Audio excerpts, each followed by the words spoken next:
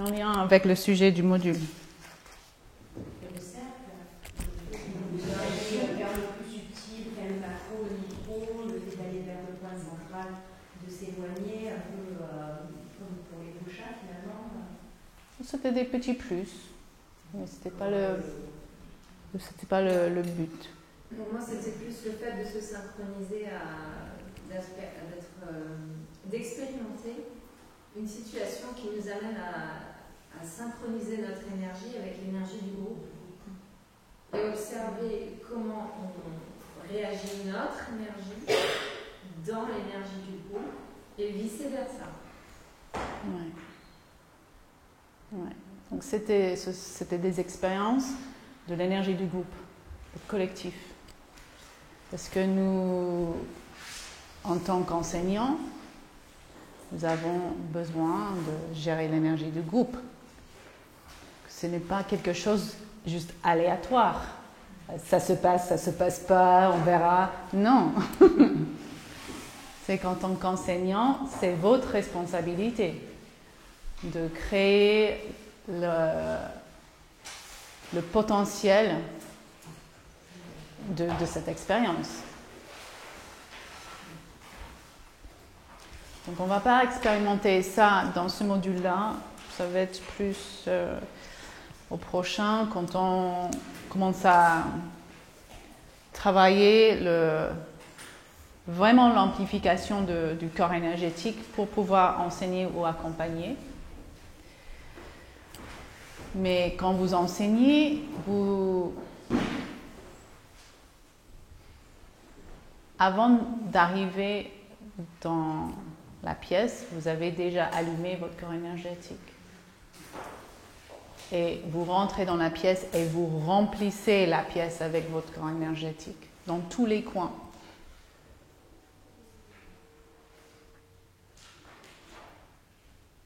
Et déjà, vous établissez une fréquence désirée.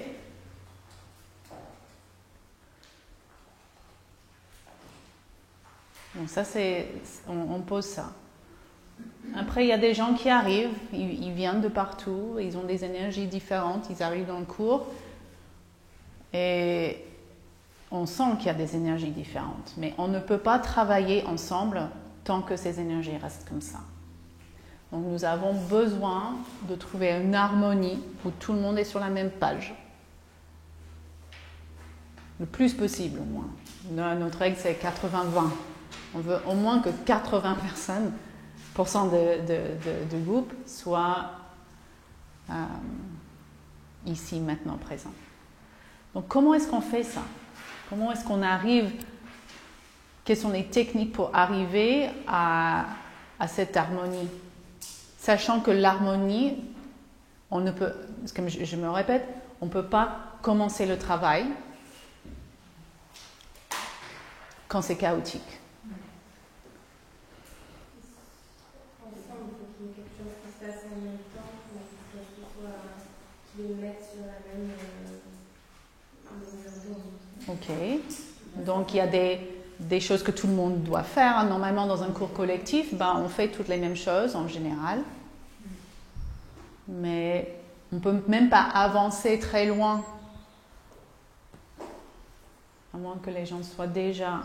Il y a une harmonie énergétiquement entre les gens. Comment créer ça? Avec la concentration, au début de la pratique, quand on se pose tous ensemble et qu'on commence à respirer et à se concentrer sur cette respiration-là, on va activer les values et ça va activer le corps énergétique. Ok, donc c'est le tout début. Ok. La musique qu'on veut. La méditation en mouvement. Oui, notre positionnement interne. Oui, le namaskar, c'est le moment vraiment où ça doit se passer. Donc, on fait le début, on commence avec notre méditation en mouvement, on chante Om. Déjà, quand on chante Om, on peut sentir si on est ensemble ou pas. Si le son est chaotique ou pas. Et donc, déjà, donner l'indication, si le Om n'est pas beau, de dire, ok, c'était pas très beau, on va essayer de trouver un chant qui est ensemble. Comme ça, déjà, il y a l'indication qu'on est maintenant ensemble. C'est une expérience du groupe. Et que tout le monde doit être là. Quand tu as une personne qui fait un Om, qui ne jamais finir son Om, mais qui dure très longtemps, parce qu'on a parfois. Est-ce que c'est au départ, on explique qu'on est juste sur une respiration naturelle, parce que je trouve ça perturbant dans le groupe, de devoir attendre la fin d'un Om pour recommencer, se doit faire 3 fois l'ensemble, par exemple. Oui, déjà si oui, c'est sur 3 fois, c'est long à chaque fois. C'est ça. Donc si, par exemple, le premier cycle... C'est agréable. Oui, mais on peut dire, le premier cycle, la personne chante Om très long et dit « Oh, tu fais une... Oh, c'est presque... » On va essayer de chanter vraiment ensemble du début à la fin. Donc on essaie de se sentir ensemble, un peu comme on a fait dans les... Voilà, on essaie de sentir quand c'est vraiment la fin pour tout le monde. Donc si on chante un peu trop long, on essaie de raccourcir. Si on chante un peu trop court, on essaie... essaie d'être un peu... de lisser un petit peu l'expérience, mais quand même avec cette indication qu'on essaie d'être ensemble. Ouais. C'est ça. Ouais.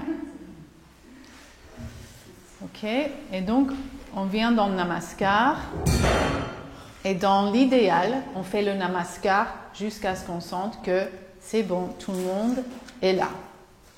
Et il faut sentir. Donc on n'a pas cette règle, il faut faire 3 Namaskars et on y va. Non, si c'est encore chaotique, après 3, continuez.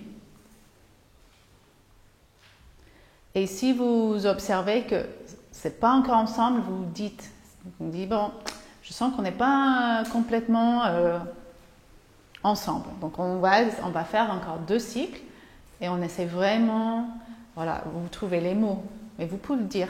Donc la communication dans un cours collectif doit être toujours c'est le groupe, c'est le groupe, c'est le groupe. Il n'y a pas d'individu. Si les gens ils veulent de l'attention spécifique, ils prennent un cours individuel. J'ai une petite question. Pendant les cours au long de cette année, où j'ai que des débutants, vraiment pas du tout des gens qui sont habitués à pratiquer le yoga. Et j'ai eu donc c'était le Namaskar que j'ai refait, parce que forcément, voilà. Et à un moment donné, ils étaient tous synchro et j'ai ressenti physiquement une vague d'énergie là, comme ça, qui arrivait là 2 fois. Je me suis dit, mais qu'est-ce que c'est? Bon, j'ai continué le truc. C'est ça le signe que tout le monde est là en même temps, ou bien ça arrive une fois? Non. Chacun est différent, chaque expérience est différente, mais c'est un signe. Oui. C'est un signe. Oui. Oui. Et on peut sentir quand il y a quelqu'un qui veut pas. Mais on ne peut pas attendre 100%. Voilà. On espère que la personne va trouver le chemin pendant le cours, ou peut-être ça ne va pas se passer. Mais justement, si ça ne se passe pas, parce qu'il y a des gens, ça regarde la montre, moi j'enseigne pas encore en cours collectif, mais je le vois par contre quand je pratique. Je garde mon téléphone à côté de moi parce que j'attends un truc important, des trucs, des items, quoi.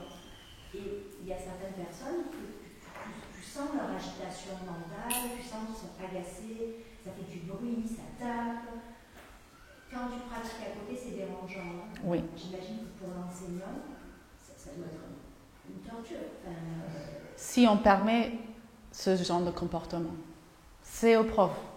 Donc en fait, tu dis tout de suite, tu établis en fait des règles, les mêmes verbales. Ouais. Justement, en l'occurrence, en disant que Ok, c'est gênant pour elle, mais ça va pénaliser tout le monde et qu'on ne peut pas permettre. Enfin, c'est pas possible de pénaliser toutes les personnes qui ont payé pour le coup. Oui, mais on n'a pas besoin de rentrer dans les explications. C'est comme ça dans mon cours. Et derrière, c'est comme ça dans mon cours, c'est une expérience collective. Je ne vais pas laisser une personne pourrir l'expérience du groupe. Mais je n'ai pas besoin de le dire. Voici les règles. Et s'ils n'aiment pas, ils ne viennent pas. Moi, je veux une bonne expérience pour les gens qui veulent faire une bonne expérience. Les gens qui ne veulent pas faire une bonne expérience, je ne veux pas ces personnes. Donc ils peuvent partir, il n'y a pas de souci. Et je préfère. Voilà. Mais c'est la responsabilité de l'enseignant. Et je trouve que c'est un manque de respect pour ceux qui sont là, qui veulent vivre quelque chose. Voilà.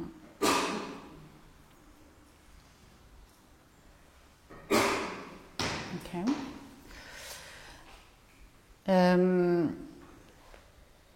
Et aussi pour nous-mêmes et à communiquer à nos élèves dans cette vision du groupe, on a besoin aussi, ils ont besoin d'apprendre certaines règles de comportement parce qu'ils ne savent pas. Par exemple, s'il y a des gens qui arrivent en retard, ils entendent home, ils n'ont pas à entrer dans le cours pendant le home. Ils attendent que le home soit terminé. Ou si c'est un accident, ils ouvrent la porte pendant le home, ils arrêtent. Ils attendent. Donc ce sont des choses à communiquer parce qu'ils ne savent pas. Okay. Aussi, si quelqu'un est pressé pour venir à l'heure, donc la voiture arrive et il court, c'est sa responsabilité d'apaiser son vata dehors. Il n'a pas à entrer dans la salle avec ça. Ça perturbe tout le monde. C'est de sa faute qu'il est en retard, peu importe la raison. Donc, il va rater cette partie, c'est ok. Mais c'est sa vie, mais il n'a pas à faire vivre tout le monde son vata.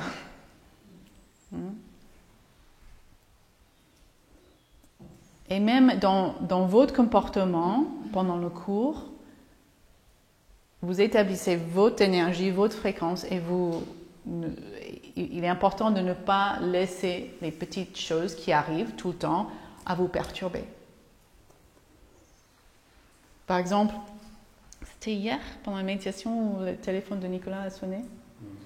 Je voulais juste observer comment il gère la situation. Et c'était exactement comme je voulais. Il n'y avait pas de vata. Peut-être il y avait du vata à l'intérieur, je ne sais pas, mais pas dans l'expression. Il s'est levé, il marchait calmement, il était dans son téléphone, il a fait ce qu'il avait à faire. Donc, c'est ça qu'on veut entraîner les gens à faire et nous-mêmes aussi. C'est pas et tout pressé d'éteindre notre truc et ça perturbe vraiment. Donc nous en tant que prof, il y a des petites choses. Voilà, on reste tranquille, calme. Donc à vraiment faire attention à l'énergie, à votre énergie, à l'énergie du groupe. C'est très important. Donc pensez que nous avons besoin d'avoir un espace et une énergie optimale pour faire ce travail. Est-ce qu'il y a des questions ou commentaires?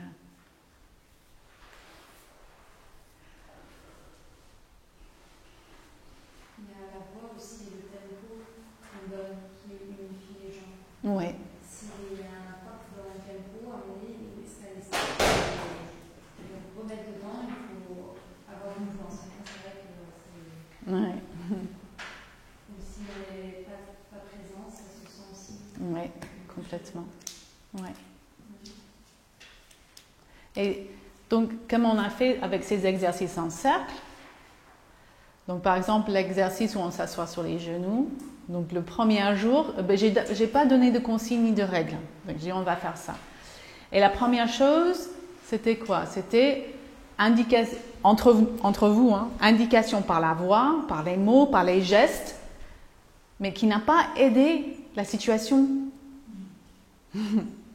Ça n'a pas aidé la forme. Et sur le temps, même si on se connaît entre nous, hein, ça prend du temps à rentrer dans l'énergie, à rentrer dans une certaine harmonie. Oui, on le trouve dans les séances. Ça, on rentre facilement maintenant. Mais dans d'autres petites choses, c'est qu'aujourd'hui, le dernier jour, on voulait réussir à la forme, qui aurait pu être le premier jour. De faire, ok, on prend un peu de temps, on sent un petit peu ce qui se passe, et on y va en observant, en allant doucement. Mais ça ne s'est pas passé le premier jour. Ça aurait pu. Donc, quelle était la différence dans l'intention, dans l'esprit? Pourquoi le premier jour, on n'a pas fait comme ça? Parce qu'on ne savait pas vraiment où on allait. La finalité, on la connaissait. On savait que voilà, ça fait un bon temps.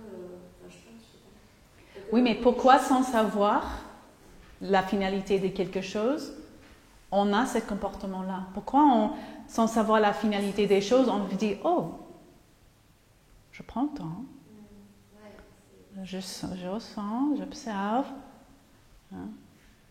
Donc, on a certains mécanismes. Donc, ce sont aussi dans le yoga de l'esprit interne qui fait que, oh, quand je vois il y a une nouveauté ou une nouvelle chose, je ne vais pas m'exciter comme ça. Je dis, ok, j'y vais, je prends mon temps, j'observe. Est-ce que c'est une façon dont on a dans la société aussi de gérer le stress finalement par rapport à tout ce qui est inconnu ou nouveau et de se laisser porter par l'émotion plutôt que de Ouais. réfléchir à ce Ouais. tout le monde, Et souvent, par exemple, même dans l'école, on est conditionné à avoir une réponse tout de suite et avoir une performance au plus rapide. Et on est jugé sur ça. Donc, il y a cette autre chose à défaire, à dire, je prends de recul, je prends mon temps, ok, j'y vais, et je vais calmement. Voilà. Parce que si on avait fait ça le premier jour, qu'est-ce qu'on aurait pu faire aujourd'hui? Donc le plus vite possible, rentrer dans cet espace de ce qu'on a vécu aujourd'hui au début, quand ok, on avance comme ça. Au lieu de se laisser être emporté par le mental ou l'émotion ou l'agitation.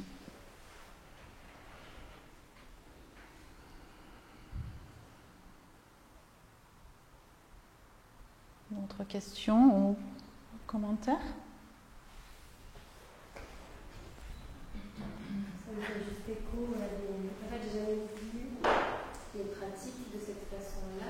Ça fait écho à un sport collectif que je faisais en mode. On avait un échauffement où tout le monde était en ligne, où tout le monde était en même temps. Et je trouvais toujours que quand il y en avait, je sais pas, deux qui étaient un peu en retard, qui avaient un truc dans leur coin, mais on jouait jamais aussi bien que quand on était tous en ligne, en même temps, pendant cet échauffement, où en fait tout le monde après, quelque part sur le terrain, tu te trouves plus facilement. Je ne sais pas pourquoi, il y a un truc qui s'appelle peut-être de dire au départ, tout le monde se met ensemble et ensuite on commence. Ouais. On nous forme comme ça en tant qu'éducateur sportif, à créer la cohésion pendant la phase d'échauffement. Dans tous les sports. C'est comme dans une séance de yoga. Oui. Donc, essayez vraiment de faire la différence en vous qu'un cours collectif a une certaine énergie et un cours individuel a une autre énergie. Et les deux ne sont pas le même animal. C'est vraiment autre chose. Comme un cours en festival, c'est encore un autre animal, par exemple. Donc, trouver l'énergie juste pour chaque situation. Donc, c'est une des raisons pour laquelle je ne donne pas de cours individuels. C'est que je n'ai pas l'énergie pour ça. J'ai une énergie qui remplit l'espace, qui prend tout. Et imaginez que j'enseigne ça à une personne. La personne est oh, mien, oh, de l'espace. Calme-toi. Et quand je rentre dans quelque chose de plus calme, je sens que je ne suis pas moi. Et je m'ennuie. Parce que c'est vraiment l'énergie du groupe qui... Voilà, c'est là où je suis bien. Et c'est là où sont mes capacités. Donc, je suis beaucoup plus à l'aise avec 300 personnes qu'avec une personne en enseignement. Je ne sais pas quoi faire de moi-même quand je suis devant une personne. Voilà. Donc, trouvez bien votre manière de faire ces changements ou évolutions si besoin. Et du coup, logiquement, en fonction de ton type de séance, tu vas quelque part aussi adapter ta voix, ton énergie. Tu ne vas pas enseigner de la même façon une séance feu qu'une séance eau.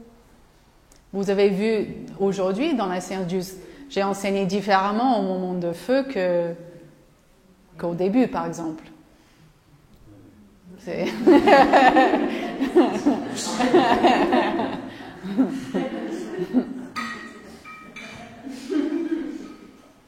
Oui, donc quand tu arrives pour donner ton cours, il faut savoir ce que tu vas enseigner, le thème de ton cours, et tu viens avec ça. Ça ne veut pas dire que si tu enseignes feu, tu viens avec une énergie de général, de l'armée, mais dès que tu ouvres la porte, non.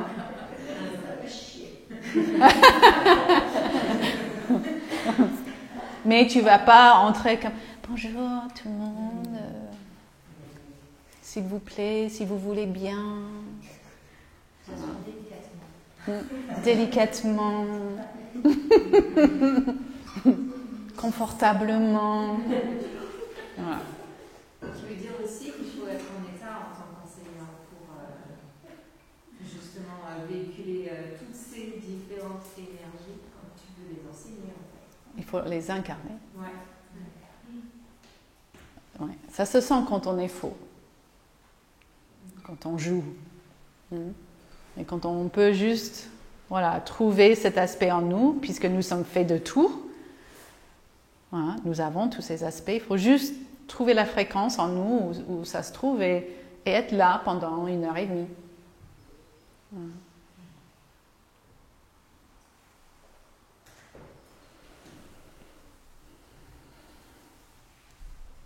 Questions, commentaires?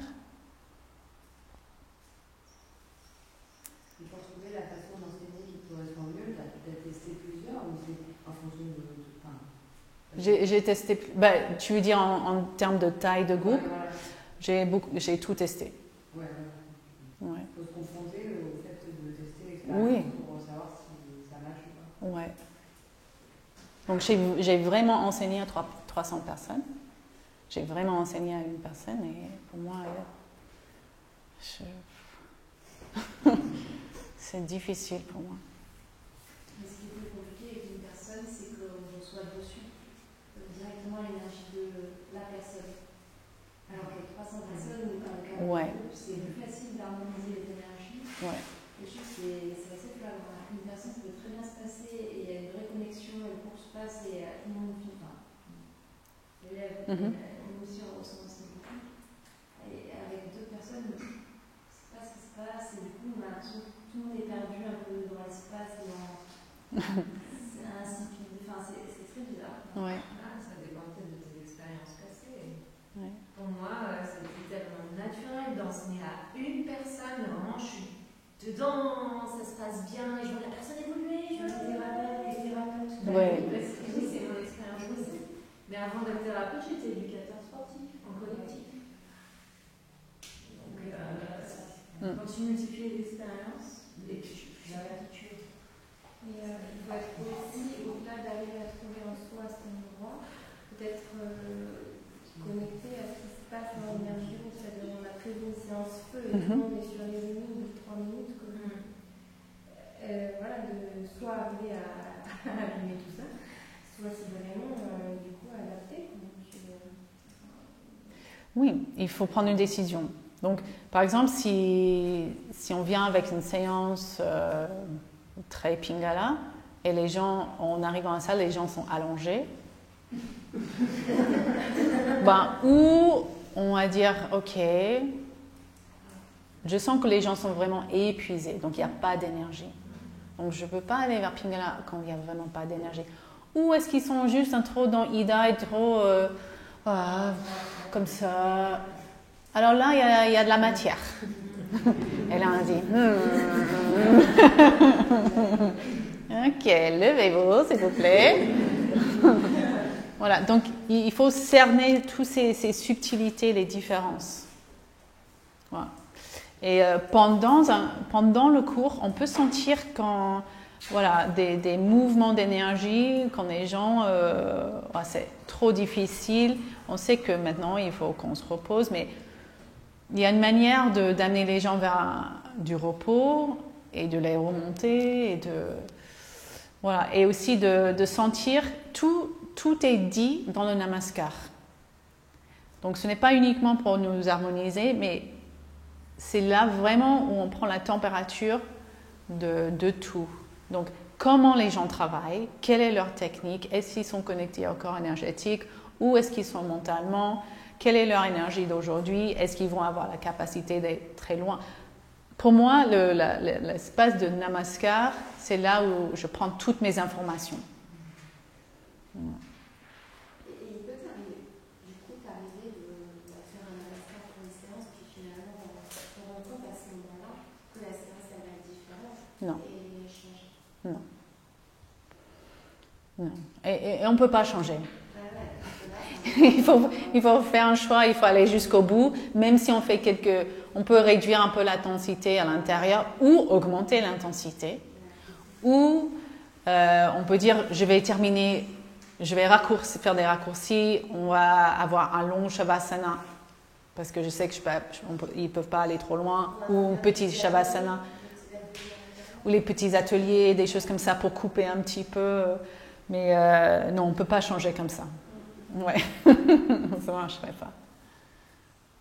Mais quand on se connecte au corps énergétique du groupe, on établit le corps énergétique du groupe, pendant l'enseignement, à part de faire le mec sur les pistes à l'aéroport, on est tout le temps en train de gérer l'énergie du groupe.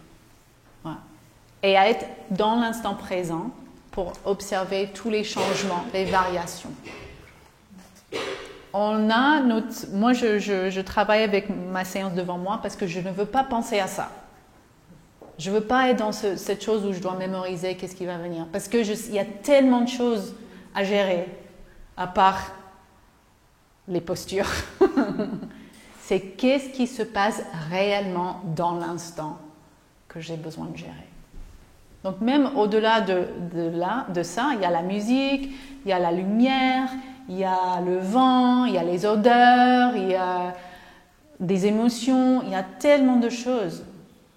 Donc il faut être présent tout le temps. Et on gère ça, on gère ça, on gère ça. Et on est en mouvement. On revient à son papier, on sait où je suis. Ok, on enseigne un peu, mais c'est aussi un yoga pour être dans l'instant présent pendant 1h30. Et comme quand on fait nos activités de cercle, si on décroche, on risque de faire une erreur.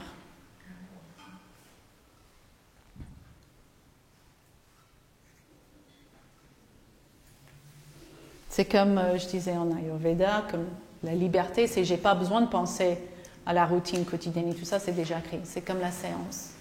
Je me libère de ma séance pour être là.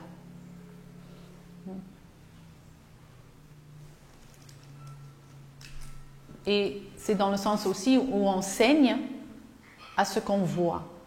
On peut venir avec des idées, des choses qu'on veut enseigner, mais mettez ça de côté. Ne pensez pas aux choses que vous voulez enseigner.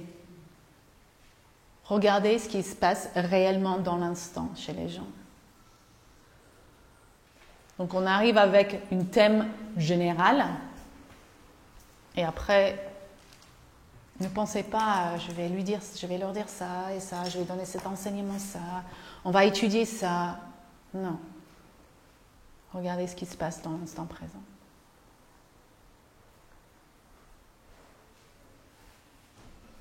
Et quand on enseigne de cette manière-là, on est vraiment au service de prana, on est vraiment au service des vrais besoins des gens dans l'instant. Et je ne parle pas de leurs désirs superficiels ou de leur ego, mais les vrais besoins de leur corps énergétique et qu'est-ce qui se passe réellement chez eux.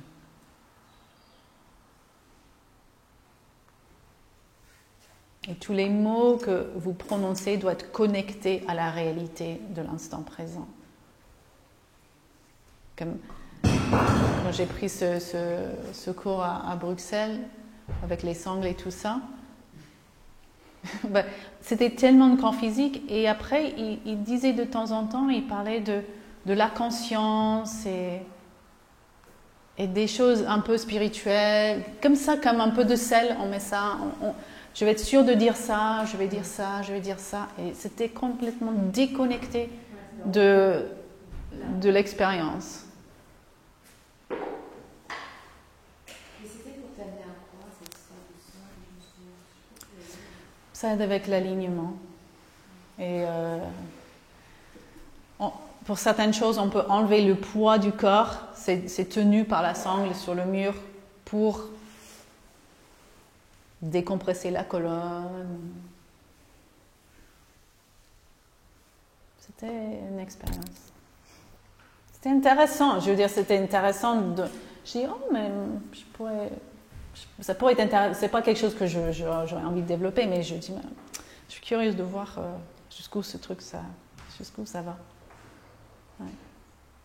Je trouve que sur ce module, tu vois, j'ai été plus attentive au silence et au fois où tu parles pas, et j'ai vraiment apprécié ces moments-là. Mais je me dis, c'est quand même un sacré travail ça aussi, parce que animer un groupe en acceptant de ne pas parler ou de respecter les temps de pause et de silence, c'est pas non plus quelque chose qu'on expérimente dans le quotidien, dans l'expérience de groupe en tout cas. Ouais. Donc ça, je pense que c'est déjà un travail aussi. Pas se dire, c'est ça, oui, mais ça vient quand on pense qu'en tant que prof, on est important. Et qu'ils vont apprendre grâce à moi. Et je vais leur apprendre des choses. Au lieu de dire, mais je suis serviteur du prana. Et le prana est déjà vivant dans leur corps. Ils savent déjà ce qu'ils font.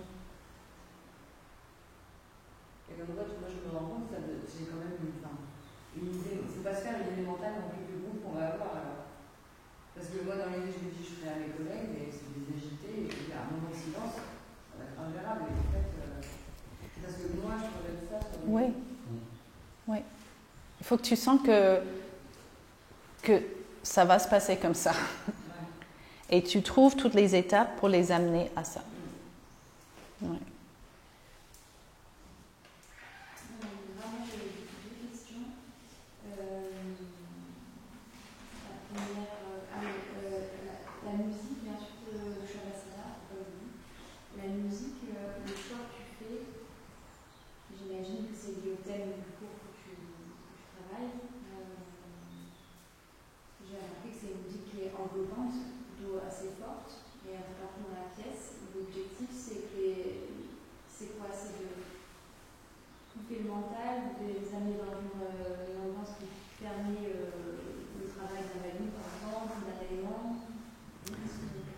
Il y a plusieurs choses à dire. C'est que la musique est la première voix. Ma voix est la deuxième. Et la musique n'est pas une musique de fond. Donc, la musique fait partie de l'enseignement à Manomaya Kosha et à Pranamaya Kosha. Donc, mental, émotionnel et à l'énergie.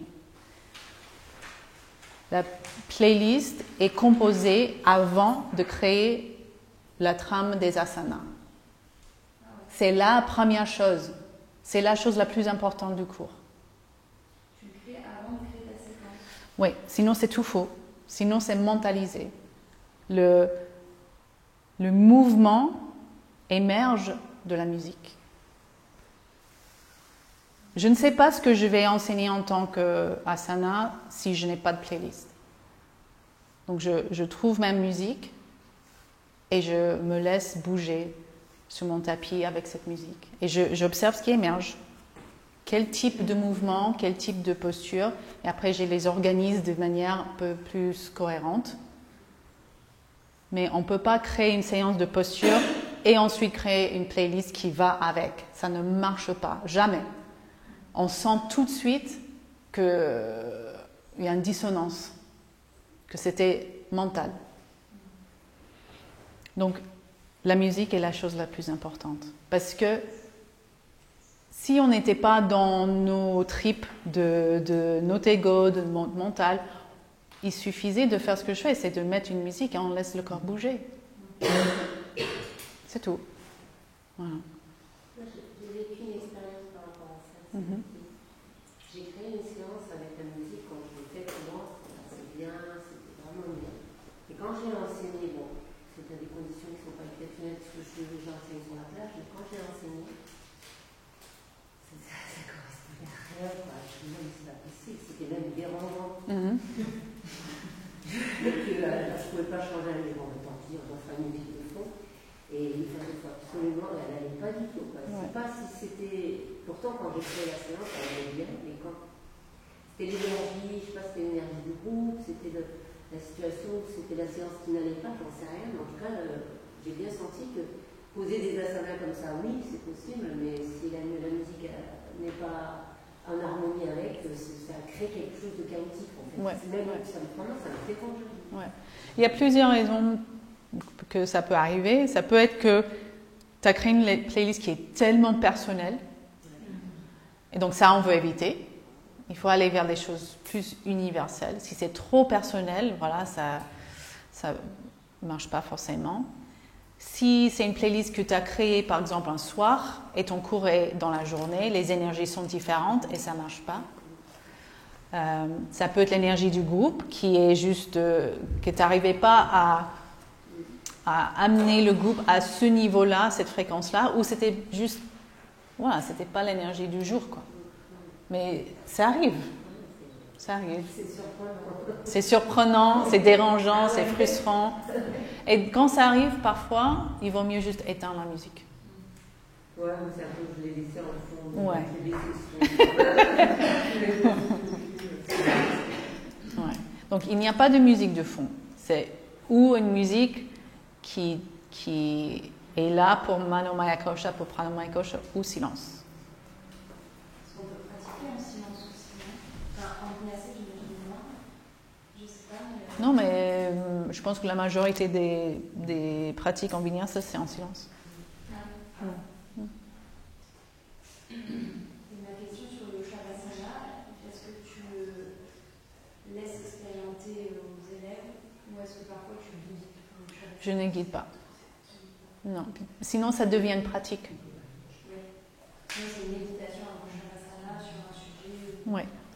Et Shavasana, c'est uniquement pour l'intégration. Donc, si je rajoute de l'information, s'ils sont en train de faire des actions, même si les actions sont subtiles, il n'y a pas d'intégration. Il y a encore la pratique. Et donc, ils auront besoin d'un moment d'intégration après. Oui, il y a la musique. Oui. C'était super désagréable. Hmm? Et les profs ont fait ça à Shavasana, ils continuaient à me donner des informations. Déjà, je sais qu'elle parlait beaucoup pendant ses cours, donc on était presque souvent, et en Shavasana. Ouais. C'est vrai que c'est hyper désagréable. Mais je n'avais pas capté que c'était en fait une autre séance. Oui. Ouais. Oui. J'avais pas capté. Mais parfois, il y a des élèves qui disent quand je suis en Shavasana et qu'il n'y a pas de bruit ou qu'on ne parle pas, je ne sais pas quoi faire. Et des fois, on les voit, ils sont les yeux. Oui, mais il suffit de leur dire quoi faire. C'est juste, Shavasana, c'est là pour observer les effets de la pratique. Donc restez réveillé et observez ce qui se passe chez vous. Ça a changé chez moi. Avant, je faisais un Shavasana comme je l'avais appris, et couche-toi, et puis attends. Attends, je te dis de se plaire. Mais maintenant, ça a tout changé. Le Shavasana, pour moi, c'est j'attends de finir et d'aller en Shavasana pour observer tout ce que ça a fait sur le corps, la tête, tout. Ouais. Et C'est je chouette.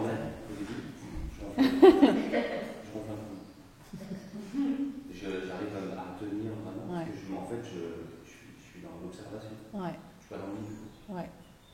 C'est comme ça, je reste toujours réveillée à Shavasana. Aussi, j'ai dû apprendre ça. Mais c'est comme quand je me fais masser. Je ne veux jamais m'endormir. Je veux observer tout le massage. C'est comme ça. Non, dors pas. Non.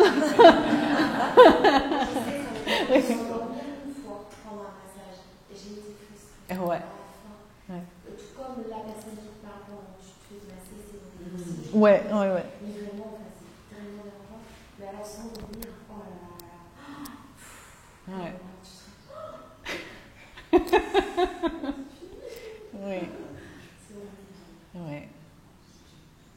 C'est de temps en temps, si je pratique un Shavasana, il y a des moments où je vais m'endormir, je dis stop. Je sens que je rate quelque chose.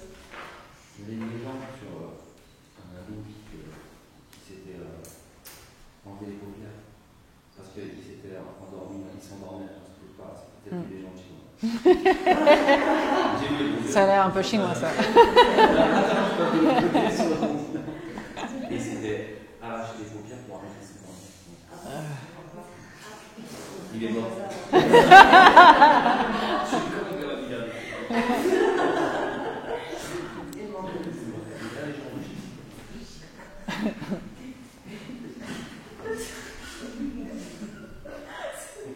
Horrible.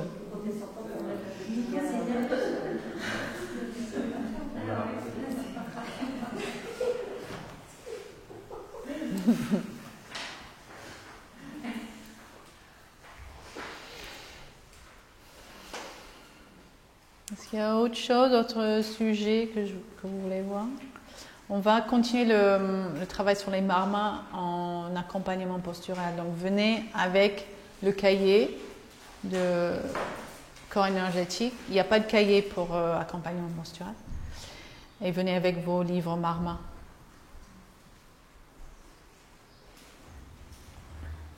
Moi j'ai une question. J'ai vu que en fait, on se fait à manger à l'accompagnement postural. On amène notre repas. Oui, il y a la cuisine et on se cuisine pour nous-mêmes. Il y avait la possibilité, Astrid a proposé de venir, mais après elle était invitée ailleurs. Je me souviens pas. Je me souviens pas.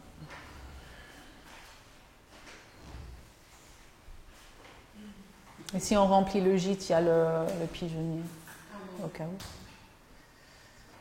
Il y a aussi le dortoir. Si, voilà. Ok. Le mois prochain, ici, il y a Ayurveda. Donc, même si vous l'avez fait, si vous avez la possibilité de refaire Ayurveda, je recommande fortement. Donc Vanessa va venir. Pas Vanessa là, mais Vanessa Giorgio, pour te donner ses enseignements incroyables sur l'Ayurveda. Donc c'est toujours bien de revenir, se faire ce rappel. Et surtout qu'on apprend une fois, on retient vraiment très très peu. Donc si vous pouvez revenir, ça serait vraiment une bonne idée. Pour ça. Je sais que c'est dans le même mois que accompagnement postural, mais aussi Yoga Sutra et Tantra sont vraiment le yoga de l'esprit qui est normalement enseigné avant tout ce qui est postural. Donc même si je suis en ancienne, même un peu avant moi, même pas trop, c'était normal dans les formations de ne pas mettre un pas sur le tapis avant que les Yoga Sutras et toutes les choses dedans sont intégrées dans la vie de tous les jours. Que la personne vit vraiment les enseignements. Et maintenant, on peut commencer à considérer ou à penser à l'idée de commencer peut-être à enseigner, etc. Donc nous, on fait vraiment à l'envers. On fait postural, Ayurveda et de l'esprit. C'est comme ça aujourd'hui. Mais sans cette base-là, donc pensez encore au Sankhya. C'est le subtil qui commence avant le physique. Donc vraiment ce qui se passe dans le physique, il y a tout un yoga qui est subtil, qui est magnifique, qui touche à votre vie quotidienne, à tous vos choix dans la vie et comment vous vous comportez, quelle direction vous allez prendre. C'est essentiel et ça donne du sens à votre pratique. Encore plus de sens. Sans ça, il y a des choses qui manquent. Donc, on va pratiquer physiquement tous les matins, mais après, on va étudier ces textes. Donc, on va faire une petite comparaison entre les sutras et le tantra, comment on peut les vivre ensemble. Et si vous pouvez venir, ça serait vraiment chouette pour vous, vraiment pour votre chemin. Alors, avant qu'on termine, j'aimerais que vous trouviez une pratique pour le corps énergétique que vous pouvez commencer dès que vous rentrez, que vous pouvez pratiquer jusqu'à ce qu'on se retrouve pour le module accompagnement postural, que vous pouvez partager vos observations. Donc, on a fait le chant des vayus, on a fait la respiration des vayus, on a fait le chant des chakras, les marmas, si, comme Cécile, ça l'intéresse, vous avez le livre pour activer les marmas. Si vous faites les protocoles marmas, c'est d'activer tous les marmas pour une petite séance. Ça ne devrait pas prendre longtemps. Hein, si vous restez un petit peu sur chaque marma. Et quelque chose que vous pouvez vous engager à faire tous les jours, ou presque tous les jours, pour pouvoir. Et choisissez pour commencer juste une chose, parce que si vous mettez tout, vous ne saurez pas qu'est-ce qui a agi, qu'est-ce qui a travaillé. Donc si vous pouvez choisir une pratique que vous pouvez faire, et on fait le compte rendu quand on se voit. Donc réfléchissez maintenant, il y a quelque chose qui résonne en vous, où vous pouvez faire, quelque chose qui est faisable, quelque chose que vous pouvez vraiment vous engager à faire tous les jours. Donc notez la pratique. Et avec un partenaire juste à côté, donc partagez ce que vous avez choisi. Laurence. Je vais faire le chant des chakras. Ok.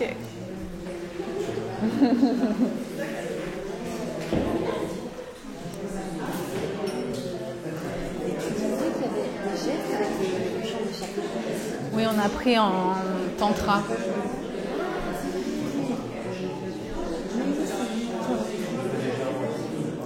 Donc A, I, O. D'abord, il fait Kumbhaka. A, I, O, I, Aum. Kumbhaka. Inspirez. Expirez, gros soupir. Et... Oui, et les doigts, c'était... Ouais. Ils sont croisés. Non. Non, c'est pas croisé. Ouais.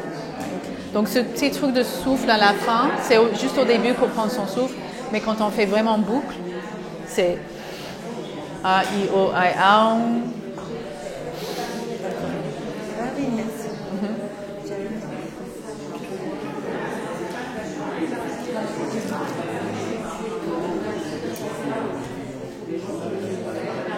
Par période.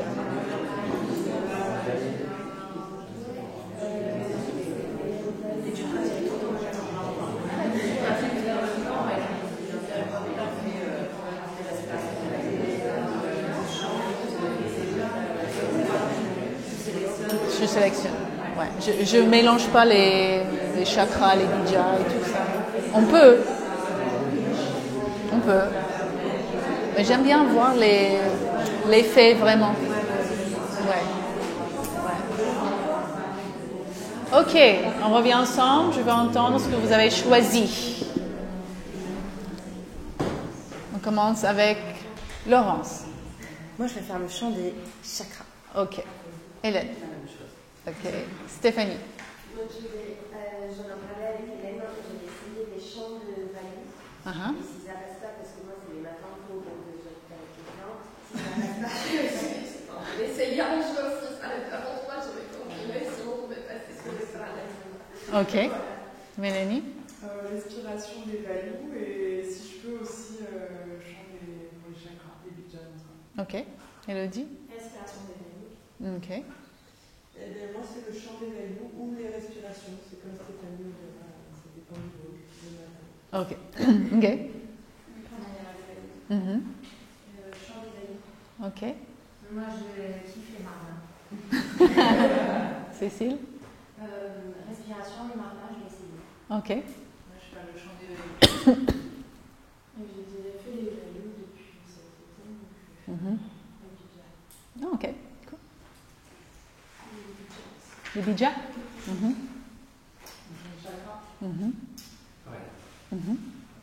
je pense que je vais plutôt aller sur la méditation des Valou. Qu'est-ce que tu veux dire? La pranayama? La pranayama? Non, quand on a médité, je pense que c'est ça. Quand on a médité en pensant à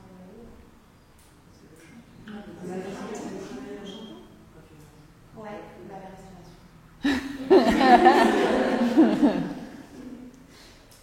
C'est clair pour toi? En méditant. Non, je sais pas. On n'a pas fait de méditation sur les Valou. On a fait.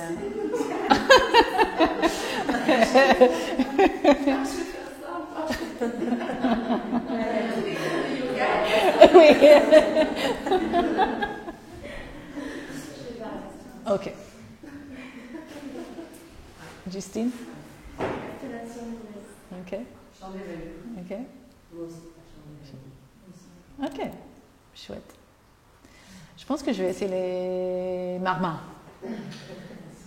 C'est là où je suis pas allée depuis longtemps. Tout le chant, je fais beaucoup, donc je pense qu'il est temps. Ok. Le chant, tu le fais en général tôt le matin. Enfin, moi, je pense le faire tôt le matin. Ouais. Mais j'aime bien prendre un peu de temps pour méditer aussi tôt le matin. La médite vient après. C'est toujours chant avant, médite après. Ouais. Et le chant, c'est une super manière de glisser dans la méditation. Parce qu'on fait toute cette vibration et on s'installe dans la méditation. Ça fait 10 minutes, ça va? Hein? 10 minutes, ça va? C'est toi qui vois.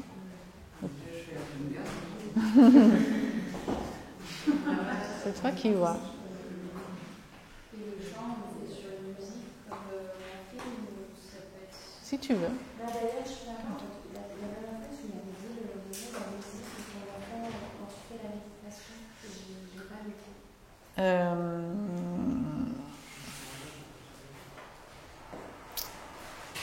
Je perds le nom. Vers les derniers jours des modules, toujours, je n'arrive plus à parler.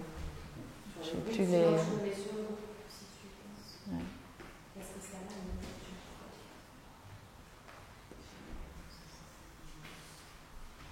Mince.